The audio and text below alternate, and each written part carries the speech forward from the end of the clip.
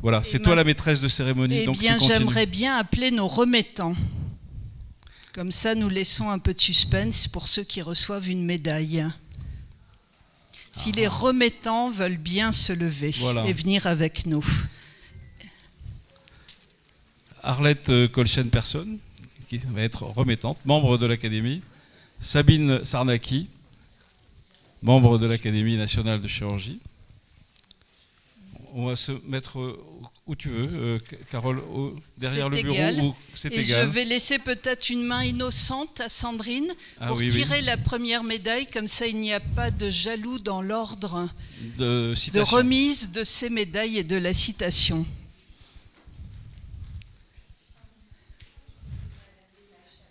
Ah, Joël, c'est toi qui es en premier. Donc, Joël est une femme absolument formidable. On est infiniment heureux de lui remettre cette médaille de l'Académie nationale de chirurgie pour tout ce qu'elle a fait pour la profession des femmes et pour les femmes. Merci Joël. Merci beaucoup. Elle a organisé il y a très peu de temps Paris Santé Femmes, qui a été un événement considérable à Paris.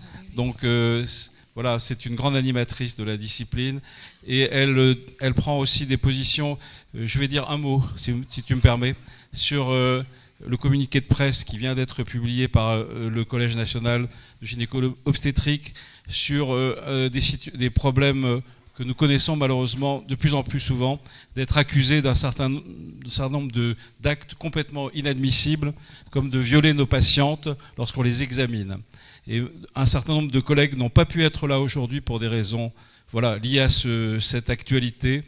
Quand on examine une femme, eh bien, il y a des précautions bien sûr à prendre pour éviter, mais en même temps, il y a des actes médicaux qui sont indispensables et sur lesquels le toucher vaginal, etc., il y a des règles à respecter, mais en aucune manière, des collègues très réputés ne peuvent être traînés dans la boue des médias avant d'être jugés par les tribunaux. Et le principe de présomption d'innocence, qui est un principe fondamental de la République française, doit être préservé. On ne peut pas être jugé dans les journaux, quels qu'ils soient.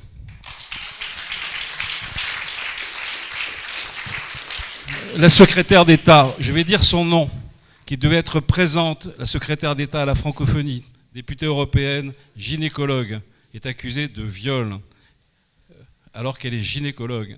Et donc, c'est la raison pour laquelle elle n'est pas là aujourd'hui. Elle était dans le programme. Avant d'être secrétaire d'État, elle n'était pas invitée en tant qu'invitée politique, mais en tant que représentante d'une discipline et d'une responsabilité au niveau de l'État et de l'Europe. Eh bien, elle n'a pas pu être là en raison de ce genre de choses qui se répandent. On est à la société de MeToo, etc. Et ça devient un débordement qui rend l'action de la... Alors, il faut défendre les femmes, c'est évident, dans tous les domaines, et les hommes aussi, qui peuvent également être violés, bien sûr. Et donc, les viols de guerre concernent non seulement les petites filles, mais également les petits garçons. Voilà. Merci infiniment. Je suis très très touchée de l'honneur que vous me faites. Je voulais juste dire deux mots. Le sens de notre communiqué du collège, c'est de dire que bien entendu nous sommes à l'écoute des femmes et ça c'est une évidence. Bien entendu la bienveillance doit toujours être au premier rang des relations médecin-malade, mais que nous appelons toute la société à un vaste débat sur le fait qu'il faut différencier le viol sexuel, c'est un crime, les gens doivent être en prison, il n'y a pas l'ombre d'une hésitation, de l'examen médical, parfois mal ressenti, mais qui est un examen, et ce sans l'ombre d'une histoire sexuelle ou perverse, et qu'il faut que la distinction revienne, malgré la loi qui ne va pas en ce sens. Puis pour être un peu plus légère, parce que c'est un sujet qui me tient beaucoup à cœur, vous le savez, et c'est un peu difficile, j'ai eu la bêtise d'ouvrir mon téléphone et de voir quelques réseaux qui nous attaquent méchamment, et m'attaquent méchamment sur ce sujet encore ce matin. Mais pour revenir à quelque chose de plus léger, j'avais il y a un certain temps, dans une réunion à l'ARS, proposer quelque chose, parce que tout à l'heure, Carole, tu as dit il y a un vrai problème dans le fait d'être femme. À un moment, elles sont enceintes, c'est très bien, nous l'avons tout été et c'est super. Sauf que dans un service, quand il y a des internes en moins, ça passe à peu près, des chefs, c'est plus difficile, des PH, c'est sans commentaire et on s'en sort plus. J'avais donc proposé, c'était Gilles Chardour à ce moment-là qui était à l'ARS et je ne sais plus qui était le directeur de l'ARS, que chaque année soit nommé dans toutes les spécialités 4 ou 5 internes de plus qui n'ont pas un poste dédié. 4 à 5 chefs et 4 à 5 PH. Alors, peut-être moins sur le nombre, on peut discuter, et que cela serait destiné à remplacer essentiellement les congés maternité, parfois les congés maladie, et que ce serait un poste obligatoirement un peu difficile, un peu plus payé, parce qu'il faudrait honorer des gens qui iraient 4 mois ou 5 mois dans un service. On sait tous que les congés maternes, maintenant, c'est plus du tout 18 semaines. C'est 6 mois, et puis moi, j'ai eu dans mon service des PH qui ont pris 1 an de congé parental. Me rappelant que j'avais travaillé moi 1 mois après l'accouchement et la veille, je me suis dit que c'était un peu bizarre. Mais c'est vrai, les temps ont changé, c'est comme ça. Et quand j'ai osé dire ça, on m'a répondu, c'est peut-être pas ce que vous avez fait de mieux. Ok, ma fille m'a d'ailleurs confirmé que c'était pas ce que j'avais fait de mieux. Ok, encore. Bon, mais tout ça pour dire que peut-être qu'avec l'aide de l'Académie, vous pourriez promouvoir une telle idée, qu'on nomme en plus, dans toutes les régions et dans toutes les spécialités, quelques internes, quelques chefs de clinique assistants, quelques PH, qui seraient des volants. Ça remplacerait très intelligemment, à mon avis, les intérimaires qu'il y a dans certaines professions, et ce serait assez génial. Si on a l'aide de l'Académie pour ça, de l'ARS si les représentants sont là, je pense que ce serait génial. Et du Collège des enseignants. Alors, et voilà. Merci. C'est la raison pour laquelle la commission sur la féminisation des métiers de la chirurgie va s'emparer de ces sujets, faire des propositions au pouvoir public au nom de l'Académie nationale de chirurgie et de l'ensemble des disciplines de toutes les sociétés savantes. Il faut que ce soit un mouvement collectif qui fasse bouger les choses. Si on n'intervient au nom d'une académie de vieux, eh bien, ça ne va pas marcher. Il nous faut que ce soit la collectivité qui impose, et la collectivité des sociétés savantes, les 13 disciplines de la chirurgie, doivent s'associer à cette demande, à ces mutations, parce qu'on les voit, on les vit, et il faut cesser ces traumatismes de nos collègues lorsqu'elles sont anxieuses de devenir enceintes, parce que c'est la fonction d'une femme, heureusement, sinon où serait l'humanité? Eh bien, donc, voilà, il faut qu'on puisse aider nos collègues dans leurs projets de maternité et de continuité de leurs activités, et de les remplacer, effectivement, ça me semble une logique extrême. Merci beaucoup. Merci. Sandrine. Sandrine, tirez au sort.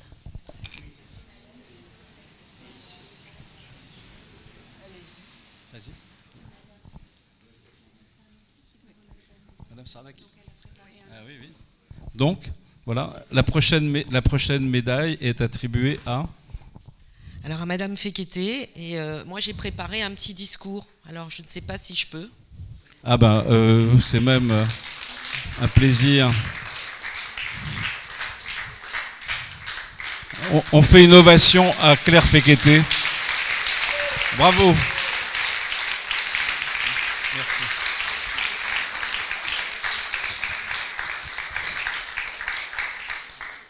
Je veux juste dire que ce discours nous est commun et que j'ai toujours refusé que les très vieux, je dois être une des plus vieilles ici, viennent comme la statue du commandeur dans le Don Juan de Mozart, dire au fond de la salle « je sais ». Non. Donc, Sabine va beaucoup mieux que moi présenter nos idées sur La féminisation des métiers de la chirurgie. la féminisation de tous les métiers. C'est la même partout. Et les métiers sont faits pour les hommes, pour les femmes. Alors, Merci. j'espère que Merci. vous ne serez pas déçus. Bon, vous allez voir pourquoi je vais vous dire ça.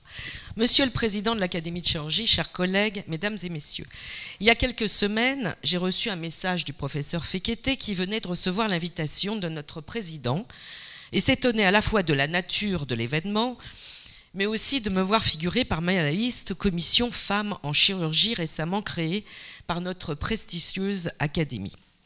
Je lui répondais immédiatement que, bien qu'attaché à cette noble institution dont j'ai le privilège d'être membre, je n'avais pas le souvenir d'avoir été intégré dans cette commission de femmes en chirurgie. Il faut savoir que le professeur Fekete, que j'ai la chance de connaître depuis plus de 30 ans et qui représente un modèle pour beaucoup de femmes en chirurgie, n'est pas friande, comme moi d'ailleurs, des discours de genre, de féminisation dont on a entendu parler largement aujourd'hui, avec tout de même, je trouve, des interventions extrêmement intéressantes et qui remettent un petit peu les choses aussi à plat. L'occasion était cependant trop belle de rendre hommage à un chirurgien qui a contribué de manière remarquable au développement de la chirurgie pédiatrique. Il me fallait donc la convaincre. Oui, bien sûr, me direz-vous, cette distinction repose sur une spécificité de sexe, ce qui est, je l'avoue, dérangeant. Vous ajouterez, car c'est un sujet que vous connaissez bien, parle-t-on du sexe chromosomique, du sexe gonadique, du sexe phénotypique, et hier vous m'avez dit du sexe épigénétique. Alors j'ai dit je ne sais pas. Et voilà encore, me voilà encore une fois acculée à votre rigueur implacable qui ne laisse pas de place à l'imprécision. Néanmoins, de nombreuses études montrent que la chirurgie reste encore aujourd'hui un bastion essentiellement masculin. On l'a vu aujourd'hui et je ne vais pas reprendre les chiffres qu'on a donnés. Vous avez été nommé professeur de chirurgie pédiatrique en 1971 et à ce titre avez été, avec le professeur Leca, les premières femmes à accéder à ce titre et plus tard aux fonctions de chef de service. Si la situation a lentement évolué, on le voit, cela reste quand même, les femmes restent quand même assez minoritaires dans notre discipline. Moi, je vous ai rencontré en 1986, alors que très jeune interne, après avoir passé 6 mois dans le service du professeur Bismuth, notre président de l'Académie de chirurgie, pour laquelle, vous le savez, j'ai une grande admiration. J'ai longtemps été étonnée de votre silence, en particulier vis-à-vis de moi, sur les difficultés que vous aviez pu rencontrer en raison de votre position de femme en chirurgie. J'ai vite compris que c'était un sujet quasi tabou, et finalement, je n'ai que peu d'informations sur ces aspects de votre carrière. Je pensais naïvement que cet historique, agrémenté de quelques conseils, m'aurait aidé à trouver cet équilibre si fragile entre nos vies multiples de femmes, de mères et de chirurgiens. Vous avez cependant bien fait bien plus par votre exemple, qui est certainement la meilleure forme d'éducation et d'enseignement. L'exigence, c'est le premier mot qui me vient à l'esprit pour caractériser votre carrière. Cette exigence très clairement exacerbée chez beaucoup de femmes de votre génération par un environnement suspicieux vous a conduit à l'excellence. La lecture des dossiers des patients que vous avez en charge est une leçon de rigueur, faits cliniques importants ou inhabituels soulignés, notes manuscrites en marge pour des points insuffisamment détaillés et un dossier remarquablement rangé, ayant évacué tous les éléments inutiles qui noyaient l'essentiel. Exigence avec vous-même et de fait avec vos collaborateurs et vos interlocuteurs de toute discipline, suscitant un mélange de crainte, d'admiration et de respect. Le soin de l'enfant. Vous avez été très clairement introduit dans notre discipline la prise en compte de l'indication chirurgicale, dans l'indication chirurgicale et le suivi post-opératoire de la dimension médicale, mais aussi familiale et sociale de l'enfant. L'acte chirurgical ne représente qu'une partie de la prise en charge, indissociable de l'ensemble du parcours de soins. Oserais-je dire qu'il fallait une vision féminine de notre spécialité pour ancrer si profondément dans les pratiques du service et de fait de beaucoup de chirurgiens pédiatres venus s'enseigner à vos côtés. Quels sont les antécédents de la famille? Combien de frères et sœurs? Où habitent-ils? Qui est le médecin traitant? Quel est ce syndrome? Avez-vous contacté les généticiens? La curiosité. Dans la continuité de cette vision médicale de la chirurgie, vous vous êtes intéressé très tôt aux disciplines qui bordent nos pathologies chirurgicales et en particulier à la génétique. Vous avez très tôt compris que la classification phénotypique des malformations et ou pathologies congénitales était essentielle pour l'identification de gènes responsables. Les exemples sont nombreux. La maladie de Hirschsprung. Vous avez contribué de manière majeure à l'identification des gènes impliqués dans cette maladie, en fournissant aux généticiens ce que j'appelle des petits tas, c'est-à-dire des groupes de patients présentant un phénotype commun. L'hyperinsulinisme. Vous avez là aussi très vite compris qu'il existait des formes focales et des formes diffuses, alors que l'ensemble de la communauté chirurgicale à l'époque réalisait des pancréatectomies totales à ses enfants, les rendant diabétiques. Vous avez proposé des chirurgies partielles pour ces formes focales Et cet exemple est fascinant car votre démarche a permis d'identifier les mécanismes génétiques de ces pathologies qui peuvent relever d'anomalies germinales mais aussi somatiques du fait de la localisation des gènes impliqués dans des zones dites soumises à empreinte parentale. Alors les variations du développement sexuel, sujet aujourd'hui très commenté mais aussi très passionnel, vous avez été pionnière dans l'analyse de ces enfants, on ne sait plus comment dire, malformation, variation.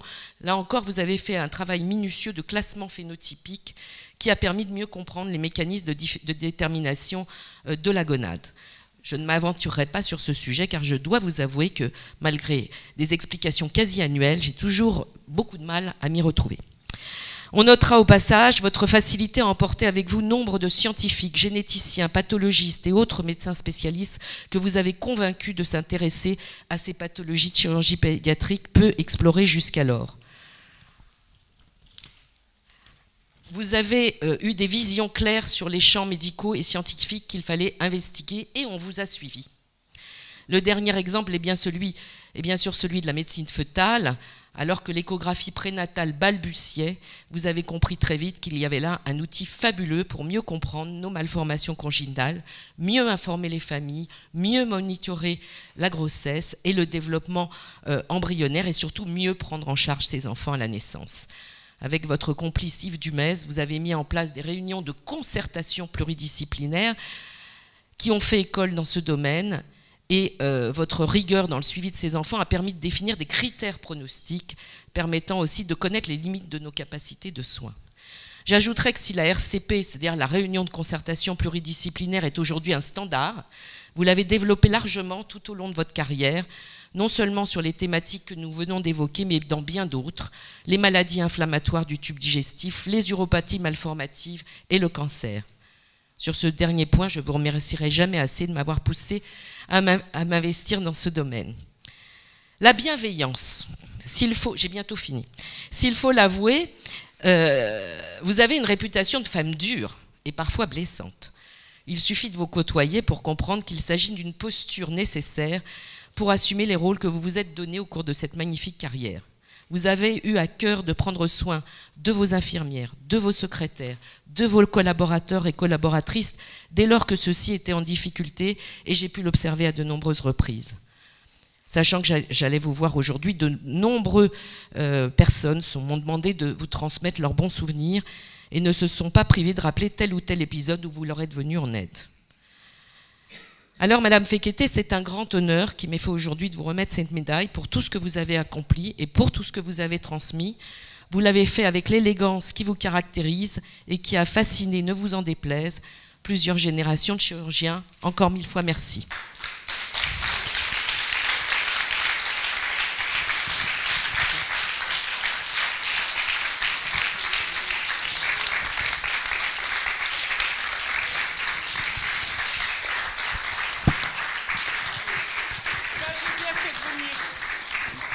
Elle a bien fait de venir. Merci Claire, merci. Un petit mot, Oui, un petit mot. Il faut être optimiste. L'une de ces très bonnes oratrices, il y en a vraiment que j'ai aimé, que je ne connais pas, mais que j'ai aimé, dit il faut vouloir, c'était je ne sais plus qui, il faut le vouloir, il faut avoir envie. Il faut avoir envie. On a parlé longtemps hier soir de l'envie, le désir de faire quelque chose.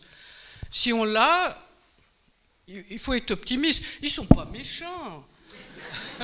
Ils ne sont pas méchants. Ils sont misogynes, oui. Non. Mais est-ce que nous, on est... Non. Si, tous. Mais on les prend comme ça. On les prend comme ça. Il suffit de se mettre bien en face et de dire ben moi je suis là, je sais le faire, je vais le faire et je veux le faire. Voilà. Attendez, je vais vous dire, Claire, nous vous aimons. Voilà, c'est ça qui est important, c'est l'amour.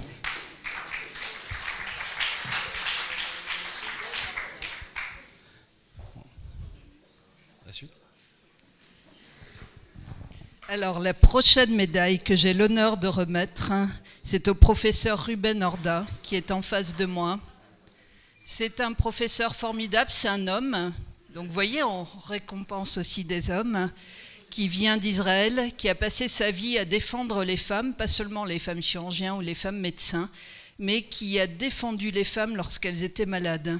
C'est un très grand spécialiste des maladies du sein, un sénologue connu dans le monde entier, et il a surtout présidé, et ça existe toujours, l'International School of Sénology. C'est lui qui vise à ce qu'il y ait des diplômes de sénologie partout dans le monde, alors que ce n'est pas une discipline. Il faut que les gens soient formés, et il parcourt le monde tous les ans, à droite à gauche, pour aider ces femmes qui doivent se faire opérer d'un cancer du sein dans des pays où il n'y a pas la spécialité. Donc je voudrais lui remettre cet honneur, cette médaille. C'est vraiment un honneur pour moi de lui remettre.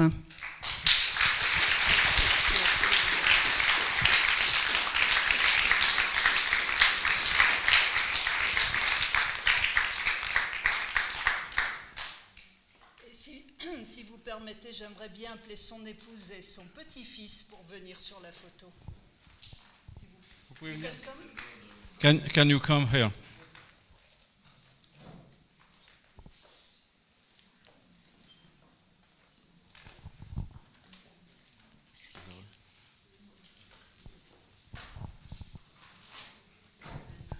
You can go. Thank you very much, Carole. As a member of the Académie Française Nationale de Chirurgie in France, it is a great honor and a big pleasure for me to receive this important distinction. May I recall that in the year 2000, I was nominated as member of the Academy, and my mentor was then Professor Louis Hollander from Strasbourg. Strasbourg. Bravo.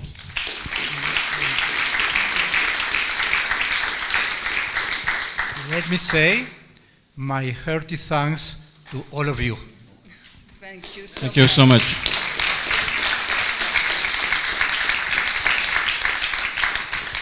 Bravo. Merci, madame.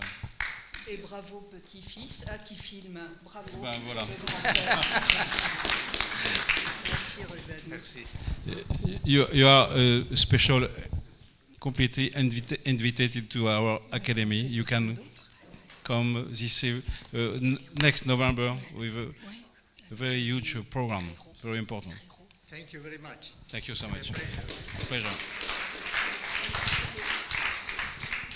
Nous aurons le spécialiste, comment il s'appelle? D'or. Madame Herrero. Madame Herrero. Le collègue.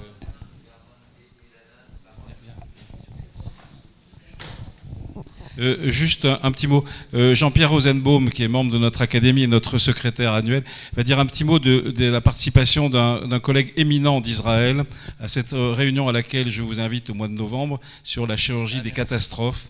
Et donc, vas-y, Jean-Pierre. Oui, donc au RICF, donc il y a deux thématiques, la formation des chirurgiens et les chirurgiens dans les situations de catastrophe. Et nous avons invité le professeur Elanan Baron de Sheba, de l'hôpital Sheba, qui a accepté de venir et de faire une communication sur justement les chirurgiens d'Israël dans les situations de catastrophes internationales liées à des catastrophes naturelles ou des catastrophes de guerre. Voilà. Voilà, merci. J'ai maintenant le grand honneur d'appeler Madame Herrero.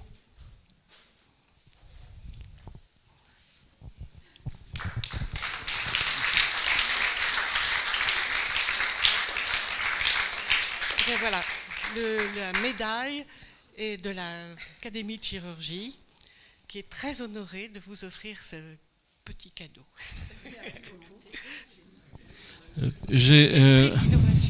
Oui, c'est le prix. Notre collègue a reçu le prix de l'innovation pédagogique pour la formation des jeunes chirurgiens, en particulier dans le cadre du développement de la simulation et de la formation par la simulation. Et évidemment, son travail est absolument remarquable. Il est elle a complètement investi maintenant toutes les étapes de l'initiation vers la formation de plus en plus complexe dans tous les actes chirurgicaux. Et c'est en cela que l'Académie souhaitait honorer notre collègue et la faculté de médecine de Montpellier. Merci beaucoup. Merci beaucoup. Merci. Oui.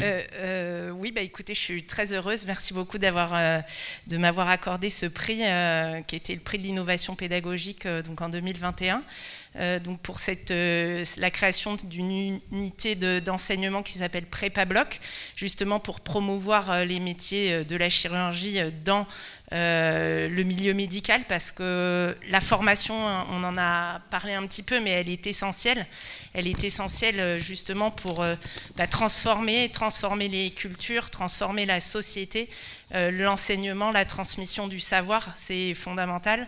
On l'a dit aussi, on l'a répété, l'envie, l'amour du métier, c'est ce qui est prioritaire et c'était l'objectif de cette formation. Donc la simulation est un très bel outil pour transmettre en tout cas toutes ces idées.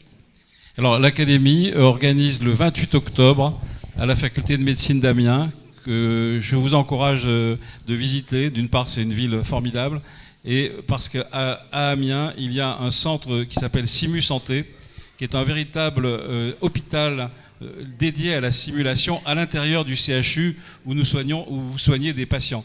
Olivier Jardet, qui est ici présent, est l'organisateur de cette journée spéciale, la deuxième journée délocalisée de l'Académie de 2022 à Amiens, pour justement mettre en avant le sujet de la simulation dans les métiers de la santé et de la chirurgie en particulier, bien sûr. Voilà, merci. Donc n'oubliez pas. Et c'est le diplôme de Madame Herrero.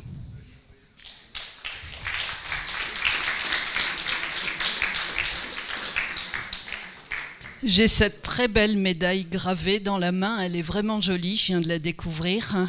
Malheureusement, je ne peux pas la garder. Non, j'ai vraiment l'immense honneur de la remettre à Shlomo Schneebaum, qui vient également d'Israël. J'aurais bien aimé que Joël soit remettante avec moi. Shlomo Schneebaum est le président de la Société internationale de scénologie. Le Collège national des gynécologues et obstétriciens de France est membre de la Société internationale de scénologie.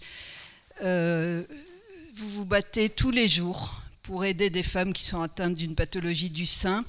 Vous êtes un grand défenseur de cette cause. Vous menez ce combat, je dirais, permanent pour que les femmes soient bien soignées dans le monde entier. Vous assurez avec Ruben la formation des jeunes dans des pays où la scénologie n'existe pas. C'est un parcours du combattant et je tiens vraiment à vous remettre cette médaille. C'est un immense honneur pour moi. Merci beaucoup pour votre investissement.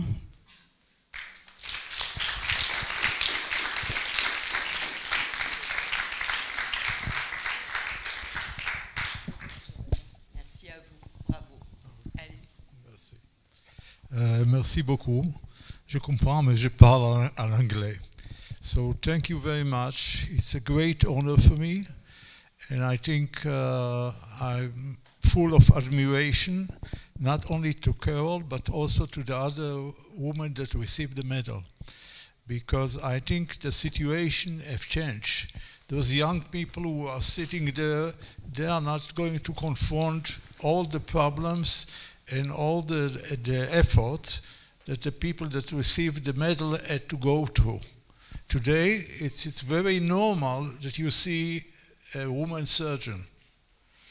Just to tell you that 20 years ago, I have several years of expertise, as you can see from my hair, color from my hair. I did a course for Sentinel Node. It's a technique, c'est une technique pour visualiser les glandes de sang. And in this course that I did was all the women surgeons in Israel. It was 5. It was 5. Today, only in my department in Israel, I have more women surgeons.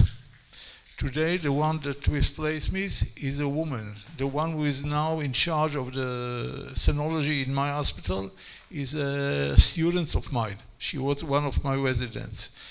I think there is no limit and there is no reason why we would say it's a woman surgeon or it's a male surgeon. Everyone should be according to his talents, according to his ability, and there's nothing to do with his gender. If he's capable, he's good, he should be a surgeon.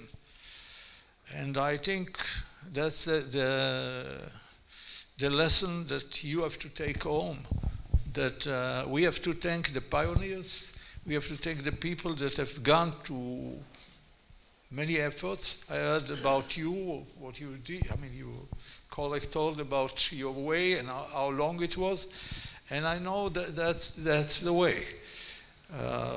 We have women in the army, we have women everywhere, but it's still a debateful situation about the army. But I think in surgery, in the hospitals, I think there should be whoever is capable, whoever has the skill, should be the surgeon. Thank you very much. So much. And I'm really honored.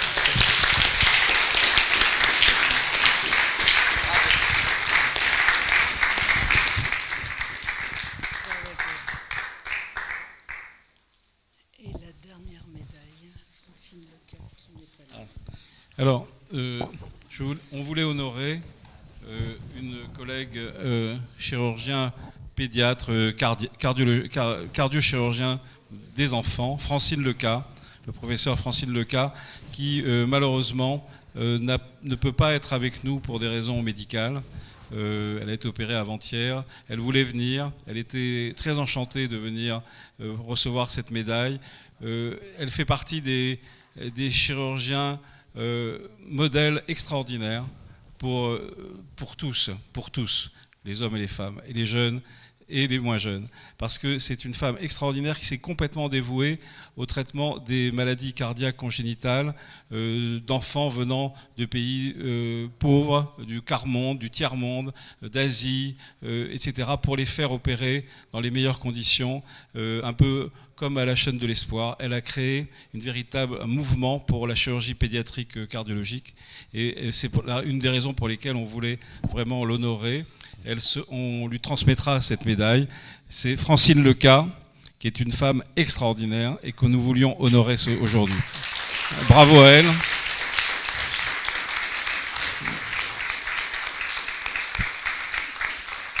Peut-être nous regarde-t-elle, et je pense que oui, parce que tout est diffusé. Je vous propose peut-être une standing ovation pour elle.